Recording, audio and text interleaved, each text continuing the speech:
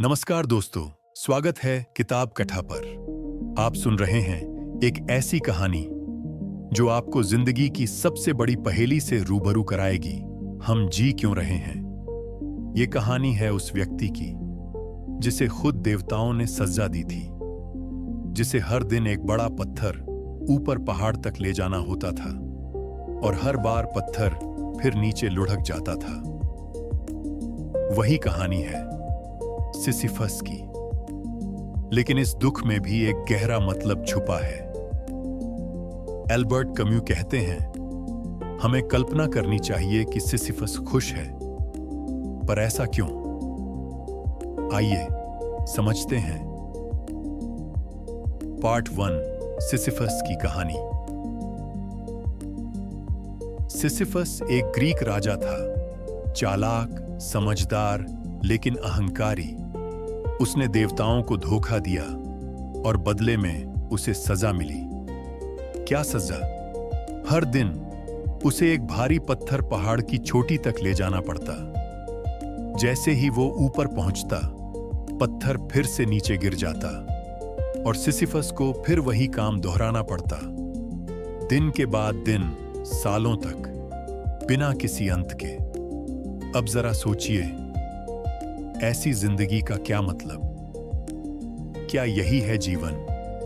मेहनत करते रहो और फिर सब शून्य। कमू कहते हैं, यही तो असली सवाल है, क्या जीवन जीने लायक है?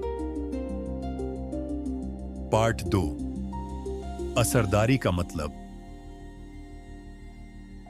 कम्यू हमें बताना चाहते हैं कि हमारी जिंदगी भी कभी-कभी सिसिफस जैसी लगती है। हम सुबह उठते हैं, काम करते हैं, थकते हैं और फिर अगला दिन वही दोहराव। फिर भी हम जीते हैं। क्यों? कम्यूस इसे अब्सर्डिटी कहते हैं। मतलब, जब इंसान जिंदगी में मतलब ढूंढता है लेकिन दुनिया चुप रहती है। हम सवाल करते हैं, हम यहां क्यों हैं? पर जवाब नहीं मिलता। फिर क्या करें? कम्यू कहते हैं, जब कोई अर्थ नहीं, तब भी जीना वही असली विद्रोह है। और वहीं से पैदा होती है आजादी। पार्ट 3, सिसिफस एक हीरो क्यों है? अब सवाल यह है, अगर सिसिफस को सजा मिली है तो हम उसे हीरो क्यों माने? क्योंकि वो हार नहीं मानता। हर बार पत्थर गिरता है, वो फिर उठता है। वो जानता है कि पत्थर फिर गिरेगा, लेकिन फिर भी वो कोशिश करता है। यही तो असली जीत है। सिसिफस कह रहा है, मैं जानता हूं कि इसका कोई मतलब नहीं, फिर भी मैं इसे अपने तरीके से करूंगा। यह विद्रोह नहीं, स्वीकृति है, लेकिन मजबूरी नहीं, चुनाव के साथ। पार्ट 4, क्या हम भी सिसिफस हैं? अब जरा अपनी जिंदगी देखिए।